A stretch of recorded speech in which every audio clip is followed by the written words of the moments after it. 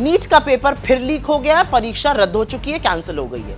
इस बार 22 लाख स्टूडेंट्स ने नीट का एग्जाम दिया था। ये बच्चे दिन रात मेहनत करते रहे, खपते रहे, माँ बाप ने कोचिंग कराई, इम्तिहान देने गए, खर्चा हुआ, सब कुछ हुआ, लेकिन नतीजा क्या है?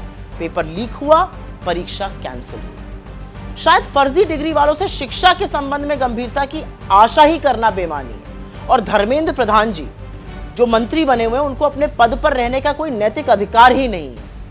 असल में इन सब के बच्चे तो मजे से विदेश में पढ़ रहे हैं, इसलिए देश के बच्चों का भविष्य चौपट होता देखकर इनके चेहरे पर शिकन नहीं आती है, इनका दिल नहीं पसीजता है। एक इम्तिहान, सिर्फ एक एग्जाम बिना पेपर लीक के ये लोग करा नहीं सकते और विश्वगुरु बनने का ढोल पीटते रहते हैं। लेकिन सवाल एक और है, और इस बात का है कि पेपर लीक माफिया के हौसले इतने बुलंद कैसे, उनको कानून और सरकार का डर क्यों नहीं? और इसका सिर्फ एक जवाब है, क्योंकि यही बीजेपी वाले उनका संरक्षण करते हैं। वो पेपर लीक माफिया का इन सब लोगों से संबंध है, इन्हीं के भाई बंधु सखा हैं।